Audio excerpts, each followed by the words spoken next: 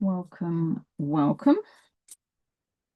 Now, I'm hoping my noise cancelling is going to work because I forgot to close my window. So please let me know if you can hear background or not throughout today.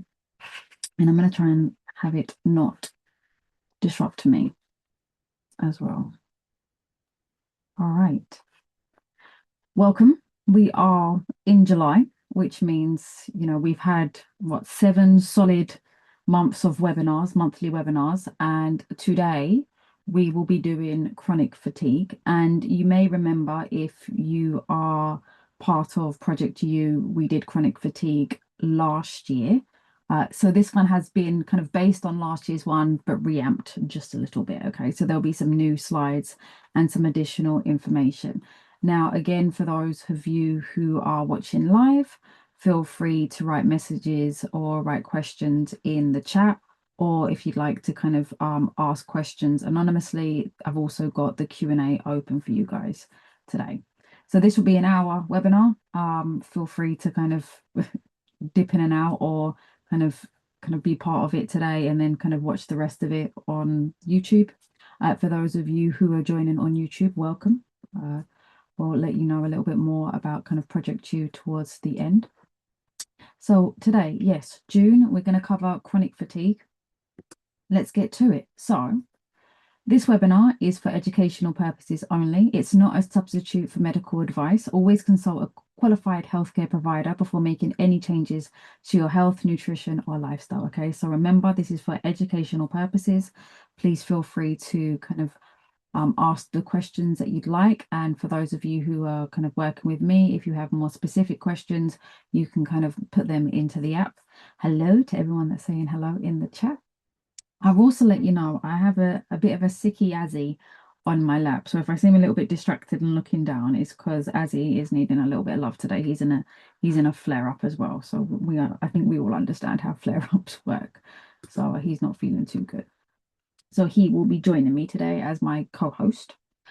So for those of you who don't know, my name is Whitney Isles. I am the nutritional therapist at ProjectYOU Academy. I'm a band registered nutritional therapist with a kind of a trauma-informed approach to help. And I specialize in helping and supporting neurodivergent women to understand their bodies, their health without overwhelm, working one-to-one to make complex interconnected symptoms at a pace that actually works for them. So hopefully if you're working with me, that's what you feel like I do. So let's get into the nitty-gritty of things. So what do we mean by tiredness? If we're gonna think about kind of fatigue today, if we're gonna think about chronic fatigue, let's kind of begin at the beginning. So what do we mean by tiredness? So tiredness is a subjective sensation of a physical or mental exhaustion and a decreased sense of energy that can interfere with daily activities. Tiredness is often resolved with sleep and rest. So I feel quite tired this evening. I had quite a big gym session this morning. I had a very big gym session this morning, and I've been working all afternoon. And, just with the added stress of a sicky cat as well, all of these things kind of play together and means I'm tired. But tonight I should hopefully go to sleep and have a nice deep sleep with some kind of REM sleep and rest my nervous system and wake up in the morning and feel quite rested, right? That's what we expect. So tiredness, you get tired throughout the day, you have a good sleep and you get some rest and you feel better in the morning. Now, if anyone is watching this online and you want access, or you want some more information around sleep and how to get the best quality sleep, just give us a comment below and we will get the other webinar and information over to you. Now, so what do we mean by fatigue? What's the difference between tiredness and fatigue? So fatigue is a state of ongoing physical, mental, or emotional weariness marked by reduced energy, diminished concentration, and a sense of heaviness in the body or the mind. It can be influenced by exertion, stress, poor sleep, nutritional factors, or health conditions, and often affects daily functioning, motivation, or overall well-being. So again, this might be kind of managing kind of chronic condition. This might be, you've had a week of quite poor sleep, quite poor recovery. There's maybe something stressful kind of going on in your world, in your life. And this kind of ongoing fatigue can affect kind of the way that you think, how much energy you have throughout the day. It can kind of just kind of make you feel a little bit more kind of down, feeling like you're having to use more spoons in relation to your physical, your mental, and your emotional well-being, right? So again, we're still thinking that in relation to fatigue, it's more acute. So it's something that kind of, maybe this is affecting you one week, but maybe it's been one or 2 weeks. It hasn't been a huge amount of time. Maybe it's just a really bad week, and then you just need an extra little bit of time off. Maybe that looks like um having the weekend off, and having what I call a potato weekend. I love a potato weekend. Potato weekend when you literally just do nothing and you're just a potato, right? You're just like vegged out on the sofa, watching your favorite TV show, napping throughout the day, like, that kind of, how can I look after my body? It might also mean, if you're a gym girly, taking some time out of the gym, maybe it's having a week off or having a deload week. What can we do to help you just kind of rest your body a little bit more, rest your mind, rest your kind of heart, as in kind of your emotions? What can we do to kind of help you and support you in those kind of senses? And then you have this kind of what we call chronic fatigue, right? So chronic fatigue is fatigue that persists for a prolonged period, and it's typically several months or more. So sometimes I find, kind of, when we say terms like several months, that doesn't feel, what does that mean? Does that mean seven? Or what does several? It's like numerous months, right? So I normally say, when we think about kind of chronic condition, we're thinking around kind of 3 months plus, right? And this does not resolve with ordinary rest or sleep. So you might have some days off, you might have some time off work, you might kind of deload at the gym or just have some time off the gym, but none of these things kind of seem to be working, right? It's kind of more persistent. And it's kind of severe and long lasting. It's more severe and long lasting than general fatigue, and can really kind of significantly affect daily life, work, and well-being. So work becomes a lot harder. You might be able to go to work, but then coming home and trying to do your chores, that might just be impossible to balance the two. Or you might have to go to work, and actually by going to work, you're not being able to really look after your own well-being.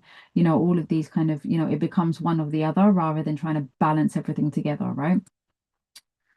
So what does the data say? Data suggests that in the UK, there is an estimate of 400,000 people affected by chronic fatigue syndrome, or, I'm not going to try to pronounce these words this late in the evening. So I'm just going to say ME, all right? So chronic fatigue syndrome and ME. So these are interchanging names, and I think one's more kind of UK based and one's more like US based. In a study of 17,000 people with chronic fatigue, 83.5% identified as women, right? So we're thinking about chronic fatigue as something that does disproportionately affect women. And we could really actually also spend some time, I don't actually have it within the webinar today, but we could also really think about kind of, why is that? Okay. And part of that is, the additional labor that women take on within society. So being mothers or carers, or those that kind of partake in a lot more physical kind of chores and stuff at home. So cooking the dinner, doing the laundry, all of these kind of things kind of within the household, and the disproportionality that can be there in relation to chores. Women can take on a lot more emotional labor within the family, within society. And also, I really kind of, I do appreciate kind of what Gabor Mate says around, women, and how we learn to suppress our emotions, and how we might not kind of express our rage, express our kind of the fullness of our emotions, and how that kind of lack of expression can also go inwards and has an effect on our physical and mental and emotional well-being as well. So I'd be very interested in kind of looking more specifically in this kind of overlap between kind of chronic fatigue syndrome and kind of why is it affecting women a lot more? There are books that you can read around kind of women's health and women history from this kind of more social justice perspective. I'm going to look up here, Unwell Women. If you haven't read Unwell Women yet, I highly recommend that book as a place to start. So some in the same study, 66.7% of women and 52% of men reported at least one co-occurring condition, most commonly clinical depression, fibromyalgia, anemia, and hypothyroidism. Sorry, I really do have like an Azzy that is needing a lot of loving today. So if I seem a little bit distracted, I apologize. So what causes chronic fatigue? So some of the things that we do think about is kind of chronic fatigue syndrome, but again, that can feel quite like, you know, an umbrella term without really kind of naming specifically kind of what's going on kind of beneath the surface. We can also think about things like long COVID, and I think long COVID is very important to acknowledge, especially for those of us who are hypermobile or have EDS, because we know now the research is showing that we have some of the kind of, we were one of the more kind of higher risk groups when it comes to COVID, especially because of the overlap between EDS and MCAS. And the same with kind of post-viral fatigue. A lot of this is also around kind of MCAS and how these viruses can kind of flare up our system as well. So if you're experiencing kind of chronic fatigue from something like long COVID, I'd encourage you to work with a healthcare provider to look into MCAS. We've also got water next to us today, so make sure we're drinking our water. We can be thinking about things like REDS, so relative energy deficiency in sport. And essentially that's the kind of the amount of energy that we use in kind of sports as athletes or going to the gym and then not kind of fueling ourselves in the right kind of way in order to match the amount that we're training. So we can have that energy deficiency there. And I'll talk a little bit more about kind of that kind of energy deficiency in a little bit. We can be thinking about nutrition and energy metabolism. So how much are we eating? Are we eating the right things?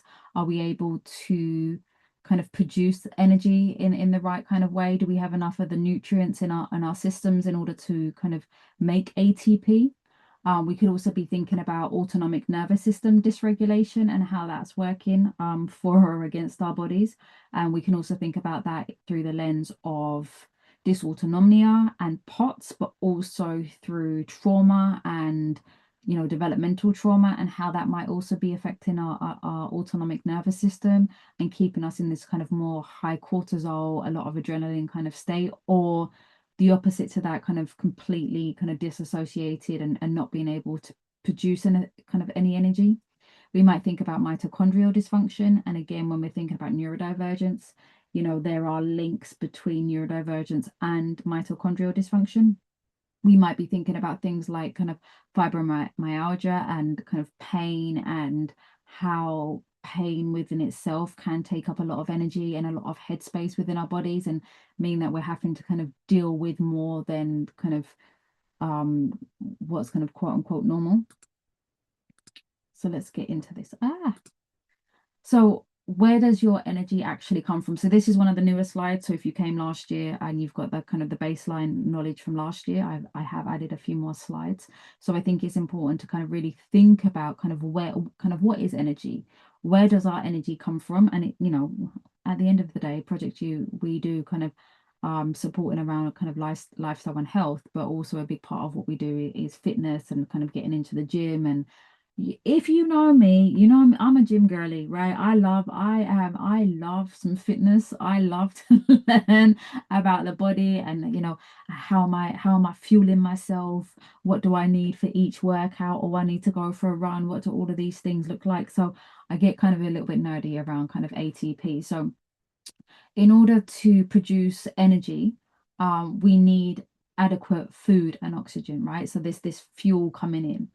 And across our body, we have our mitochondria, and these are like tiny little engines in every cell. As he is getting up, he is about to go and explore. I'm going to move my legs because hypermobility, sitting down in one position hurts. As I'm going to need you to just over there, buddy. It's all right. You just use my leg Is like my leg, my arm is a tree.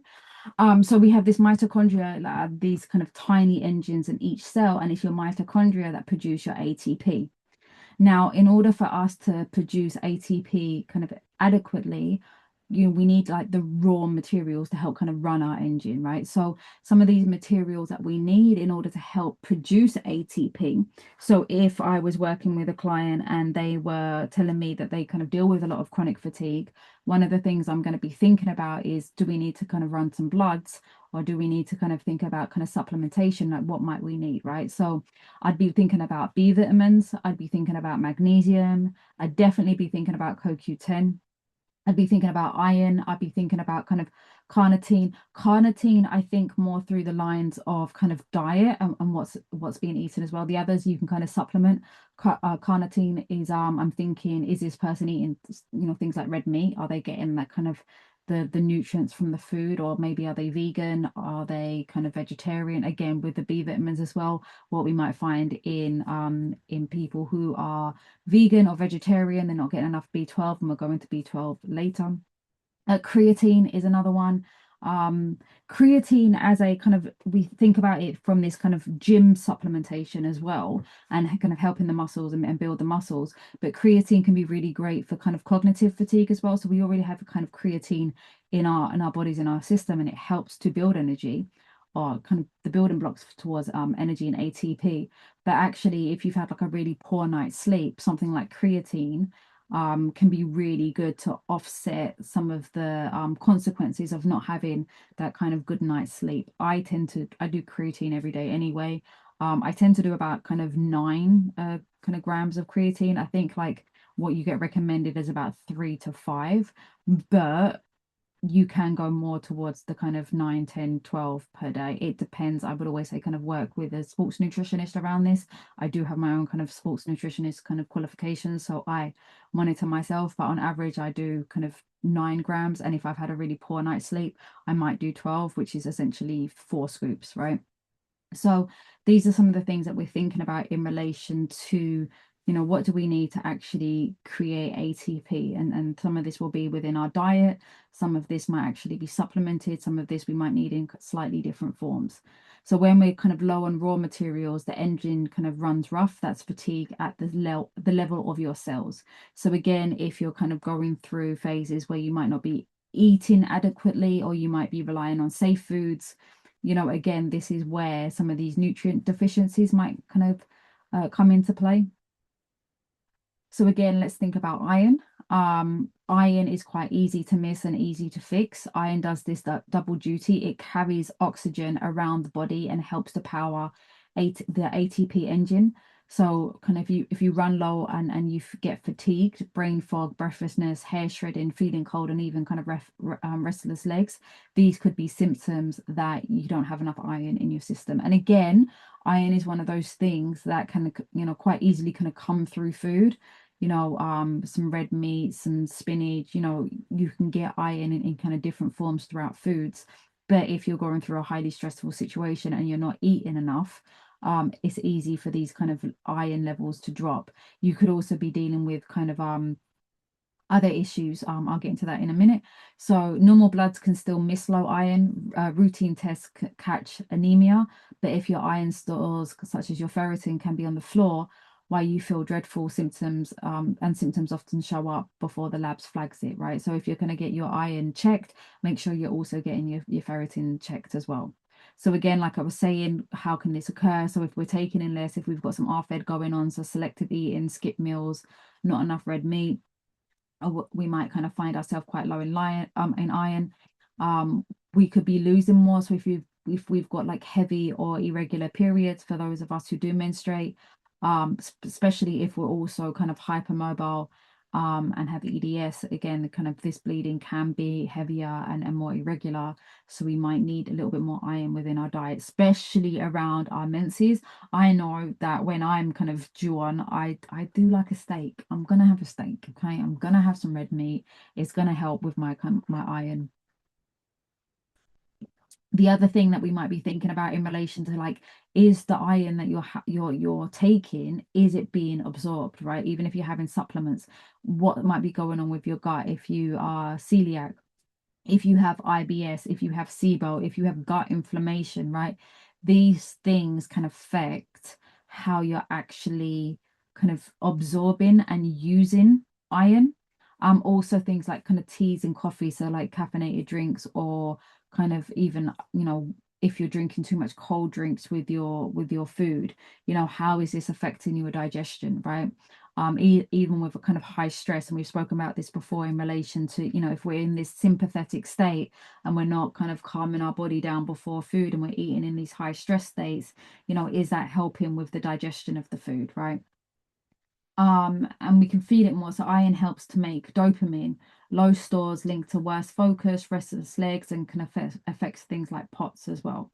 So always it's always good to get something like iron, especially your ferritin levels, checked, right? And always check before supplementing, and always kind of monitor supplementing, because you don't want to have kind of too much iron, because then it can go on and affect kind of particular organs, if you're having it for too long. That's especially if you're not doing it without like a doctor's monitoring and advice, because you can buy iron tablets just kind of over the counter, and you need to be careful with kind of how much you take and how long you take it for. B vitamins are the other one, and they're your kind of energy spark plugs. I've been back on my B vitamins lately, just because I've been training a lot more, and I've just been like, oof, I can feel that I'm a little bit off, and I do love a B vitamin, especially a methylated one. So the B vitamins help turn food into ATP, and build brain chemicals that steady mood and focus. Two that are really worth a closer look are folate and B12. And we know with us neurodivergent grellies, we tend to have issues with folate. I see it over and over and over again in clinic. B12 might be all right, it might be slightly low. There tends to be a lot of kind of ongoing issues with folate. But these two things can kind of play together. So what they do, so your B vitamins help to build healthy red blood cells and run methylation. Methylation is essentially kind of taking the codes in your DNA and using them to kind of produce kind of different things throughout your body, right? So methylation is basically, how does your body use your DNA? So the body, it's basically the body's on switch for making mood and focus chemicals as well, right? When they run low, we might feel things like fatigue, brain fog, low mood, and a particular kind of anemia. It's easily tangled up with everything else on the list, right? So it's not necessarily either or. These things can all kind of come together. Methylate folate. So folate has to be activated in the body. A very common gene variant for there is the MTHFR. If you've been to previous webinars, you've probably heard me speak about this quite a lot. So with a lot of neurodivergent people, we can have a mutation of our MTHFR, which can mean that we might do better with a methylated form of folate, right? So a methylfolate. So companies like BioCare, they've actually just created a new drop. So it's methylfolate, and it's a nutri-absorb drop. So you just drop it under your tongue and you get the more active form of folate, right? So it's not necessarily you have to blame the gene, or the gene's not doing its right thing. It's like, actually, if you're taking the kind of standard form, kind of standard folate supplements, and you don't feel like they're working, maybe you're not seeing enough kind of, there's Azzy going across again, you might not see enough results in relation to your folate levels. What you might want to just try after that with your doctor is a methylfolate. Are you going out, buddy? Go on. Cat mum life, guys, cat mum life. So yeah, like again, so if you're taking B vitamins and you're not finding them effective, you might want to take methylated B vitamins. I recommend BioCare. I don't get any money from them. There's no sponsorship. This is not an ad. It's just a particular kind of company. It's the company that I like. It's the company that I use. It's the company that I found actually quite a lot of benefit from. So again, always check your B2, your B12 alongside folate, as high folate can hide a B12 deficiency, and pair active forms, start low and build up. You also might find if you're taking high dose B vitamins, especially with the BioCare B vitamins, they can turn your urine a very bright nutrient yellow. So be warned of that. It's literally like, because B vitamins are water soluble vitamins. So if you're not using them, you just kind of pee them out.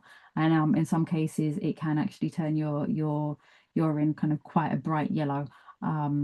But it's harmless. It's just the additional B vitamins kind of coming out of your system. So the other thing that we might want to be thinking about in relation to chronic fatigue is it your thyroid?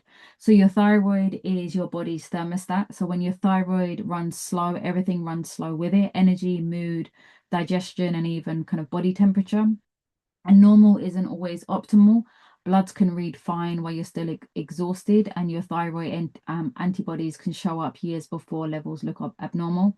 So you might have issues with your thyroid antibodies. They might be quite high, but the rest of your kind of the blood work and the thyroid panel can still show up as normal. That's what they deem as subclinical. So we need to actually get on top of this now, because if this stays like this for the next few years, then we might be looking at Hashimoto's in the future, right? So when your thyroid antibodies are high, but the rest of your so your T3, your T4, all of these things are kind of still within the normal range. They might be a little high, a little low. We're looking at actually something is happening, and this could develop into an actual hypothyroidism kind of condition or kind of Hashimoto's in the future, but we're still at this subclinical level. And at this kind of subclinical level, we can actually look about kind of how we can reverse this a little bit and get you out of these danger zones. Doctors that won't necessarily talk in that type of language. That is a language that's more associated with naturopathic nutrition, these kind of subclinical terms and being able to reverse. And I will put that out there, right? Because some people kind of believe in this methodology. Some people question it a little bit more. I personally do think that you can reverse some of the subclinical stuff. I think it becomes a lot harder once you actually go into Hashimoto's and you do require medication. I'm not against medication at that point, but we might be looking at kind of how do we reduce stress levels? How do we express ourselves a little bit more in relation to our anger and our rage? Can we look at things like selenium and zinc and iron, and what else might your body need in order to kind of support yourself? You know, are you eating enough? Can we get foods or kind of smoothies and stuff like that into your system as well, just to give you a little bit more nutrition, right? So like we said, so the thyroid hormone, turning thyroid hormone into its active form relies on iron, selenium, zinc, tyrosine, plus overall enough fuel. So under eating and stress can really slow it down. So if I'm working with someone, I'd be looking at how can we get some more food in your system? How can we reduce stress? And could we put you on some supplements just to help you with iron, selenium, zinc, and tyrosine, in order to kind of just boost your overall system. So when the immune system turns inwards, so with autoimmunity, the immune system mistakes the body's own tissue for a threat and attacks it. That is a kind of low-grade internal friendly fire, and it can be quite exhausting, and it clusters in women and increasingly shows up alongside women. And again, there is a huge emotional component to autoimmunity. It's not just emotion. It's not kind of, you know, the suppression of emotion creates autoimmunity. It's, you know, it's not that simple, but the suppression of emotion, kind of resentment, can play a key factor in some autoimmune conditions, right? Things like a celiac disease, for example, you know, that's genetic, right? Hashimoto's as well can be genetic or have a genetic component, and then the stress is the epigenetics. It's kind of what expresses the genes within that. We could be thinking about things like lupus. We can be thinking about things like kind of rheumatoid arthritis. Type 1 diabetes is a really good one, for example, because it is a completely a autoimmune condition, right? There's nothing emotional within that. But if we was to look at type 2 diabetes, then we look at it through a different lens. We are thinking about kind of blood sugar, we are thinking about cortisol levels, we are thinking about stress, we are thinking about autonomic disease and food and how these things can all kind of play in together, right? But with these, a lot of the time, fatigue is often the first symptoms and the first symptom and the most dismissed, right? So these are the things that we just need to be aware of, right? So it's not just stress, it's not just kind of the lack of emotional expression. It can be kind of genetic conditions. It can be things that have just been completely missed up until now, or have been kind of genetics that haven't really been kind of switched on, and then the stress and the environmental factors kind of express these conditions a little bit more, right? So it's never just one thing, and this is why it's always important to kind of get the test done and to go to the doctors and to figure out what's going on. So why are neurodivergent women more likely to experience chronic fatigue, right? So some of this we've covered, some of this we haven't. So we know that we might have kind of more mental health needs or kind of cognitive and executive differences. So kind of under the umbrella of neurodivergence, yes, we think ADHD, we think autism, we think tics, we think Tourette's, we think dyspraxia, all of these things, but we also think schizophrenia, we also think kind of bipolar, we also think kind of, OCD, and all of these things kind of fall under the neurodivergent banner, right? We could be thinking about masking and the amount of energy it can take to kind of mask and have to operate through the neurotypical world, or kind of the medical gaslighting and having to kind of work with all the different kind of nurses and doctors and appointments that we have to deal with. As we might be thinking about kind of co-occurring conditions like MCAS, like we said before, like hypermobility spectrum disorder, or EDS, or autonomic nervous system kind of dysregulation or dysautonomia. Again, like the mitochondria dysfunction, the ARFID and the disordered eating and the nutritional differences or deficiencies, sorry, hormonal changes, trauma, stress. A lot of us will have issues with sleep disruption and our circadian rhythm, circadian dysregulation, right? So we might also think about kind of diagnostic overshadowing and missed support and unmet needs. Like all of these things, it's never just kind of one or the other. Many of us will kind of be ticking kind of multiple of these boxes and having to deal with them on a day-to-day period. I'm not going to say what's been written in the chat, but yes, I also think of the HFR gene in that way. Let's just put it that way. That's what I also call it. And that's how I remember it. I'll leave that to other people's imagination. So if you were here last year, yeah, if you were here last year, you remember this. I feel like I'm speeding through this, even though I added additional slides. I feel like I'm kind of getting quite through this, but we'll see. We're 30 minutes in. So this is the case study that we looked at last year in this same webinar, right? So Aurora is a 27-year-old ADHDer who describes herself as a gym princess. She currently trains around 3 times a week, but despite scaling back her sessions, she continues to struggle with persistent fatigue, and her sleep is fragmented and irregular, and she often takes a long time to fall asleep, goes to bed at inconsistent times, and wakes feeling unrefreshed, so not rested. Aurora typically skips breakfast or has toast. On office days, she might grab a takeaway lunch from prep, and in the evening, she tends to eat a large carbohydrate-heavy dinner. Around an hour after eating, she often experiences significant bloating, gas, and abdominal discomfort. She also reports multiple allergies and is hypermobile. Her fluid intake is low, averaging about 2 glasses of water a day, and she relies heavily on caffeine for energy. She finds caffeine unreliable, as sometimes it can boost her focus and other times it worsens her anxiety and leaves her feeling more drained. Aurora has ruled out thyroid and iron deficiency with her GP, but she has no clear diagnosis. She wonders whether her diet, neurodivergent, or training is linked to her symptoms, and she is seeking support to manage her fatigue, brain fog, and digestive issues while maintaining her gym routine. So, a quick question for those of you watching and in the chat. Could any of you think of maybe one thing that we could do with Aurora that might help her energy levels? If you're still there and if you're still with me, because I feel like you've been around. Those that are here, you've been around for the last year, so I know you know some stuff. So what are some of the things that we might want to do with Aurora? So yes, so breakfast and switch to kind of more kind of eat your breakfast and have higher protein, especially with breakfast. Um, Pacing, drink more. So yeah, drink more water and treat MCAS. Well done, right? All right. So some of you will be taking over my job soon. So these are really good. Anyone else in the chat? Anything else that you can see that you think might help?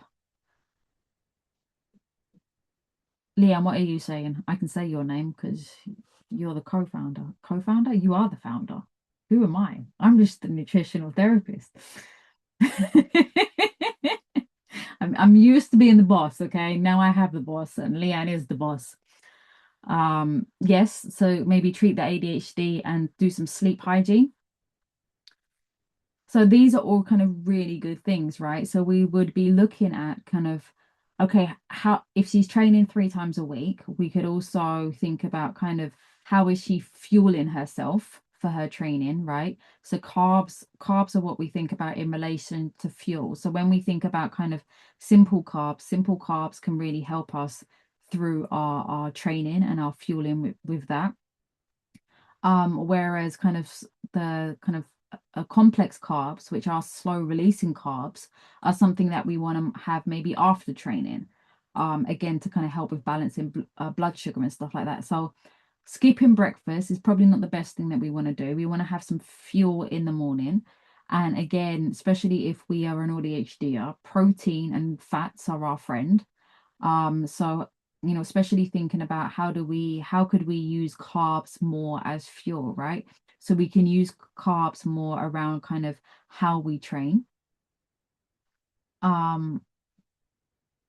Yeah, she's probably not having much fiber, right? So we're thinking about kind of there's a lot of, you know, might be some fiber at lunch, depending on what she's getting from prep. But really, we're thinking about kind of carbohydrates, right? And she's having a lot of kind of carbs in the dinner, her dinner. So she's probably quite hungry at dinner time, but she's also probably quite fatigued at dinner time as well. So at that end of the day, it's quite easy to be like, oh, I just want something that's going to make me feel good, and I'm super hungry. So let me kind of have some chips or some potatoes, maybe with a little bit of protein and maybe some beans, or however kind of what dinner looks like, right? So we can be thinking about carbs as fuel throughout the day. And how do we mix kind of carbs with protein? So we could have some kind of carbs and protein and fats and fiber for breakfast. So that could look like some Greek yogurt with some granola, with maybe a few cashew nuts in there, maybe with some Sicilian. I can never say the word. Some fiber, some flax seeds, some chia seeds, some things that are going to kind of help with kind of gut health as well, but also thinking about kind of fueling training. Then afterwards, kind of again putting some more fuel back into her body after training, right? So again, I really like carbs for lunch and thinking about kind of what are the kind of carbs that might last throughout the day. So again, high protein, some fats, some fiber, some complex carbs for lunch. And then dinner maybe more being about recovery, dinner being more around kind of proteins and fats rather than kind of too carb heavy, right? So we want kind of regular meals also because regular meals can help with circadian rhythm. We might also be thinking about um someone in the chat said Sleeping Beauty's eye bags are no match for mine. I feel you on that. We might be thinking about you know a wake up time and a bedtime that's the same each day, again, to help with that circadian rhythm. We're right, we want way more kind of water with this. You're looking at about 8 glasses of water anyway, but again, depending on her weight, depending on how much she's training. Like, I know I had a hard training day this morning and I have not drunk enough water. And if I haven't drunk enough water, I'm probably going to feel a little bit more kind of discomfort in my body. I'm going to want more carbs. My body's going to trick myself into thinking that I want something else apart from kind of water. Also, when you have protein as well, you're going to want less carbs. You're going to be hungrier less throughout the day. We could also be thinking about kind of bloating, gas, and abdominal discomfort, kind of what's going on there. Definitely, we want to be thinking about multiple allergies, and we might be thinking about MCAS and what we can do for about there. If you're interested in MCAS, we also have an MCAS or webinar on this channel, so you can go have a look at that. If she's hypermobile as well, actually, what we might want is 4 to 5 smaller meals throughout the day, rather than 2 or 3 bigger meals. A lot of the times we think about kind of intermittent fasting and we need to have meals between particular points of the day, but actually with hypermobile, with that EDS gut, what we might want is kind of 5 really kind of smaller meals throughout the day. That might work. Different people, it's going to kind of do different things. Again, we're going to want to not have more than maybe 1 cup of caffeine a day, and making sure that we're not having that before 2 o'clock. So there are things that we might kind of start to think about. Then we might also think about kind of, is there inflammation in her gut? Kind of what else might be going on in relation to her gym issues, right? Her gym issues, her digestive issues, right? So there are a lot of different things that we could be doing with Aurora. We could be thinking about kind of what she's eating. Is she getting enough iron? Is she getting enough B vitamins? Is she vegan, for example, and maybe not getting enough iron and B vitamins through her food? Is she taking any kind of creatine? There are lots of different kind of avenues that we can think about in relation to how we support her. So one of the big things that we want to be thinking about, and kind of blood sugar, kind of we can think about blood sugar through the lens of kind of weight loss. We can think about blood sugar through the lens of kind of hormone imbalances and just kind of helping to support your hormonal system. We could be thinking about it in relation to kind of reducing cortisol levels. So when we think about kind of sugar and refined carbs on their own can spike your blood sugar and then drop it, right? So this big carby dinner that she's having at nighttime can really spike her before bedtime. And then what she might find is in the middle of the night, her blood sugar drops, her blood pressure drops with it and everything like that. And that's what might be waking her up through the night, right? So if she doesn't have this kind of sustained level of blood sugar, which is why we like the complex carbs before bed, we might also find that maybe it's food and diet that's waking her up through the night. You have all this big kind of sugary spike and then it drops, and then you're going to wake up in the night, right? So one of the things that she could do is just before bed have a bit of a kind of a high protein snack. So that again could be something like Greek yogurt, with maybe some dark chocolate for the magnesium, maybe a kind of a little bit of honey, maybe not, maybe some blueberries in there. It could be something that kind of suits her taste and suits her needs. But again, throughout the day, if we're relying too much on carbs or not eating, this also kind of might make us kind of have this kind of fatigue, brain fog, cravings, and this classic 3 p.m. slump. So a lot of the times, if we have this kind of 3 p.m. dip, we know that there's probably something kind of going on with blood sugar. I always think 3 p.m. and 3 a.m. If I see kind of energy slumps at 3 p.m. and waking up at 3 a.m., I'm thinking, okay, let's look at blood sugar. Blood sugar isn't the be all and the end all here. It doesn't mean that it's definitely that, but it's one of the things that I'm going to kind of think about and look at. So how do we start to kind of manage blood sugar throughout the day? Don't skip breakfast. Start the day with protein and fats. So again, that might look like something like 2 poached egg or scrambled eggs or whatever you want, with half an avocado on some Jason's protein sourdough, which I quite like, again, because it's a bit of carbs, but again can also help bolster up that protein in the morning, right? So again, you're looking at about kind of 30 grams of protein.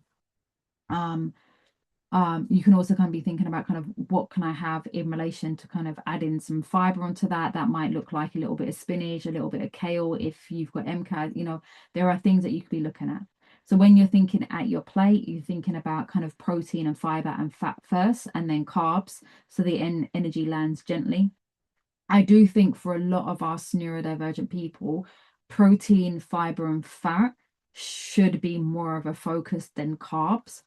Carbs are not the enemy. Carbs are a tool. Carbs are help to use to fuel us. But if our play is more kind of carbs, especially starchy carbs, that's when we might find a few more issues, right? Things like salads, you know, your kales, your cucumbers, your tomatoes, your beetroots are slightly more kind of carby, but you can have such a big plate of salad with an avocado and, you know, 120 grams of chicken, and that can really fuel you well and make you feel very full up, and you're eating quite a high volume of food, but the carbs in relation to kind of the salad are very, very low. You're looking at some carbs maybe in your beetroot, and definitely some carbs in your avocado, but you're also getting you know, a lot of different nutrients. You're getting a lot of different, you're getting your fats, you're getting your proteins in there, right? So I know that for me, when I'm doing really well, protein, fiber, and fats, and carbs as a tool. So carbs for fueling my kind of workout or my day at work, and then having less so in the evening. I find that my kind of MCAS symptoms reduce, my pain symptoms reduce, my inflammation reduce, and overall I can feel a lot better, and I get a lot less cravings for sugary stuff. So mind the gaps. So eat regularly. um Again, so long gaps just set up the next crash. So for some of us, we might like 3 meals a day. I know some people that eat 2 meals a day, but also some of us might like 4 smaller meals a day or 5 smaller meals throughout the day, in order just to not have that crash. The idea with kind of balancing the blood sugar is to eat and then have a break from food, and then eat and then have a break from food. So not be eating throughout the day, because if you're constantly snacking and eating throughout the day, you're constantly going to be spiking your blood sugar, which is when we start to think about kind of things like insulin resistance and stuff like that. So it's one of the kind of the more basic, I say more basic things, you know, everything around food can be quite difficult when you have chronic fatigue, but it's one of the kind of the cheapest wins in relation to energy, something that we can kind of look at quite easily without having to spend additional money on supplements.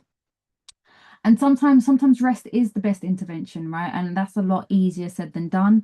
But I say this for some of us who, you know, will be watching this, who will kind of love going to the gym, wanting to be doing our kind of, let's do 20,000 steps a day, or maybe I've just been through a breakup and I want to really reset myself, and I want to be the best version of myself, and I want to put everything into my fitness. And what you might find is, you know, you can wear yourself out quite quickly, because that, you know, we haven't kind of done fitness at this kind of sustainable way. So in some cases, when we're thinking about kind of chronic fatigue or in burnout in some cases, or even, you know, some of the crashes that we can get from kind of that in between acute and chronic fatigue, sometimes rest is the best intervention. Sometimes it is kind of not about pushing through. Because that pushing through can kind of, you know, create these short bursts of activity, but then this kind of longer, deeper crash, slower, deeper crash at a later date, with a slower recovery. And, you know, like someone in the chat said, pacing means staying within your energy envelope and resting before you hit empty, not after. Steadier energy, fewer crashes, right? So a lot of what we do at Project You, if you're interested in working with us, we have kind of a plan A, plan B, plan C kind of intervention. You know, what would things look like if you had all the energy, compared to what happens if maybe you don't have as much energy as you would like, but you still like to get done on, or what do you want to do today? What's a plan C? What's, you know, I have very kind of minimal energy throughout the day, but what can I still achieve on this minimal energy? And kind of looking at each day, whether, or each meal or each exercise or workout, with this kind of plan A, B, C set out, so you can still do something and make progress, but it matches where you're showing up in relation to your energy and your capacity. But also sometimes it is about doing nothing, right? I'm all for potato days, right? You know, and days where you're just like, you know what, I have had an absolute enough of everything going on in the world, and I just need to circle out some time for me. And even if that's me just sitting there just being mad at the world and just beating up my pillow or just having a nap or doing what I need to do. I think that, you know, I'm very much for self first, right? Um, so what's some of the other protocols that we can do, right? So we want to be thinking about nervous system regulation. One of the things that we can do to support our nervous system, omega-3. So that can look like smashed fish, so your oily fish, so your salmon, your mackerel, your anchovies, your sardines, and your herring. I'm gonna be real, most of us were only gonna eat the salmon in all of that. Maybe sometimes the mackerels. Sometimes I do like the mackerels in the tomato chili sauce on some toast, right? The other ones triggers the neurodivergence in me, right? But salmon once or twice a week. Omega-3 you can also get from your chia seeds. You might also want to get kind of omega-3 supplements, right? Again, B vitamins or foods that are kind of promote B vitamins, like your dark leafy greens, right? Ashwagandha can be really good, especially if you're dealing with a lot of trauma and a lot of kind of cortisol issues. Lion's mane is really good for supporting nervous system. So ashwagandha and lion's mane, you can get them a lot of places in supplement form. You could also go to somewhere like Hybrid Herbs, which have the powder. So if you're making a coffee or you're making a smoothie, you can just put a teaspoon of lion's mane or ashwagandha in there as well. Okay. With any kind of supplements that you're taking, always make sure that you look at any interactions with any medication that you're on. Okay, because we always want to make sure that there's no kind of negative interactions, right? So for example, if you're on your ADHD medications in the morning, you want to avoid any kind of vitamin C, for example. Yeah. Um, if we're thinking about kind of gym and kind of nervous system regulation, you might be thinking about kind of zone two kind of cardio. So what I mean by zone two kind of cardio, the type of cardio that you do, where if you're talking on the phone to your friend, you could still have a conversation, but they can tell that you're doing some kind of exercise. So you might be slightly out of breath, but you can still hold the conversation. And for some people, that might be kind of being on the bike. For some people, that might be taking a walks. For some other people, that might be walking up a hill. It's going to be very unique to each one of us. But the way that we can think about it is that kind of we're moving and we're doing exercise. We can have a conversation, but we might sound slightly out of breath as we're doing that exercise, right? But it's not going to be like, oh, hi, how you like, it's we'll still hold that conversation. We might think about things like vagal toning. Humming can be really good for your vagal nerve. Blowing out kind of noise and making it sound like a what are they called, like a blowhorn kind of thing. Again, like all of this kind of vibration. Burping can be really good for kind of vagal toning as well. um Electrolytes, so if you have POTS, for example, electrolytes can really help with nervous system regulation. Also, if you're training loads and you're sweating loads and your sweat is very salty, or if you're moving loads and you feel like you have quite salty sweat, you can normally taste if your sweat's quite salty. Or if you train in like a black t-shirt and you see kind of a white kind of chalky mark around your sweat patches, that's how you know that you're losing kind of your sodium as you're sweating, your salts as you're sweating. So electrolytes can kind of help, and especially help with POTS, right?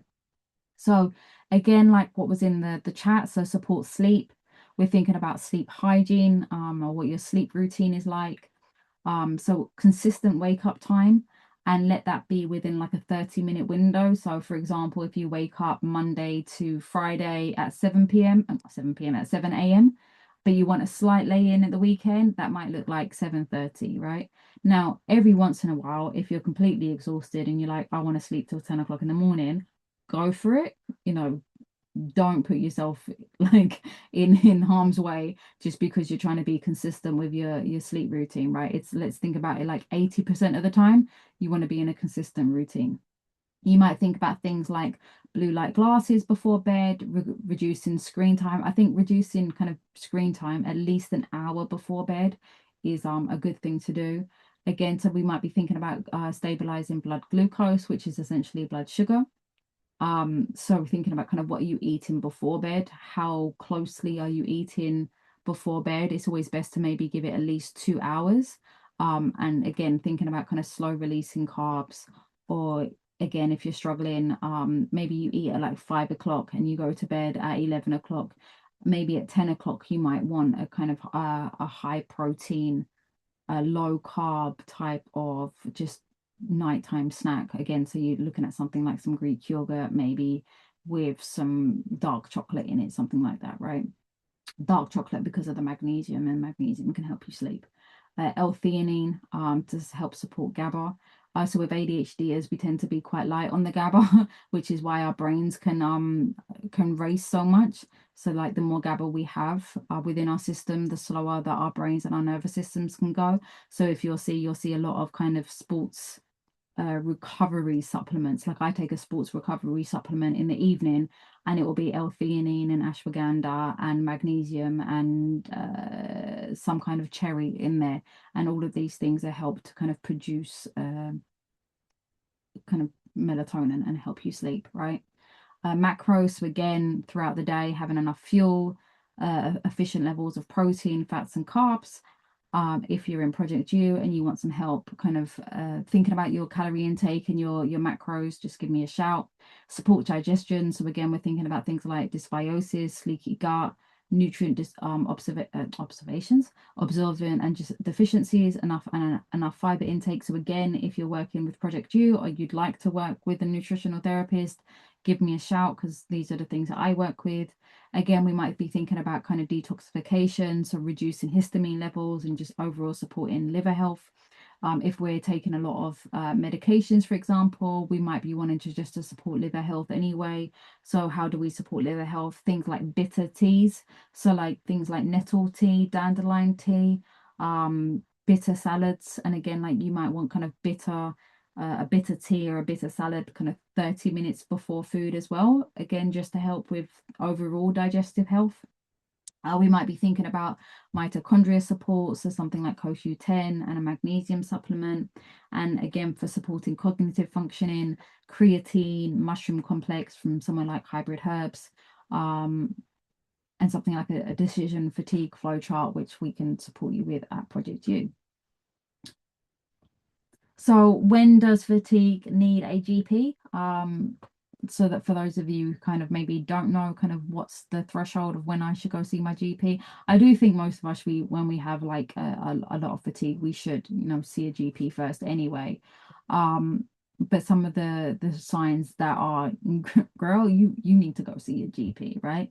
So unexplained weight loss, so that's losing weight without trying to. Night sweats, fevers, or any kind of new lumps. So you might be thinking about lumps kind of in your armpits, in your glands, in your throat, in the glands, by your groin. So sudden or worsening fatigue. So if the fatigue has kind of come on all of a sudden and it's just getting worse and worse and worse, or escalating again, so this is when we want to go to a GP.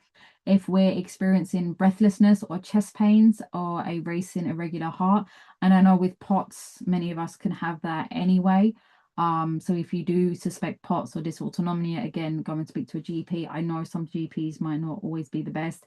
If you're kind of in kind of ProjectYOU and you need support going to see a GP, give us a shout. If you feel like at nighttime you are snoring or gasping for air, so like something like sleep apnea, which is often missed in women. Okay, these are the things that we want to go and see a GP for. So new low mood or thoughts of kind of self-harm or suicide. Again, these are things that we want to go and speak to a GP about. Now, I say all of this knowing as well that sometimes going to the GP with these issues can bring up a lot of anxiety, and we also might feel like we aren't getting our needs met, especially when we think about things like kind of a low mood or thoughts of self-harm. Again, we might not get our needs met in the way that we need to. It's important to flag these things with a GP. And then again, if you're kind of within our membership and you need some additional support around this, give me and Leanne a shout, and we will always kind of support you as and when and how we can. So again, just before we get to the end, before you take any supplements, wow, that's a word. Before taking any herbs or supplements, ensure they have been checked for interactions against any medications you are on. Yes, so sorry, I've just seen in the chat, Fun fact, some people with EDS can't burp, right? And that is, you're not the first person I've seen that with, and there is an actual medical terminology for that, and I believe there is also a treatment for it, and I think it also intertwines with acid reflux as well. I have a friend of mine who's currently going to the doctors through some of those things. What else am I seeing in the chat? Me and Tuna aren't on talking terms. Don't worry, Tuna isn't part of the smash fish, okay? But oh, okay. So it's a £1,000 injection, not available on the NHS. Yes, well, I have a love-hate relationship with the NHS. Okay, so this is our July webinar. Look at me, dead on an hour. Wahey. For those of you watching live, I will get this up on the YouTube, as the kids say. I'm tired. I will get this up on YouTube and put it into the app, hopefully in the next half an hour. Leanne, stay on near your phone because I'll need you for the logins. For any of you guys that are watching on YouTube and that you are not part of Project You and you would like to, there are details in the comments below on how you can get in touch, or just comment below and someone will get in contact with you to provide you with more information. Thank you very much for those who have attended live, and I will see you next month.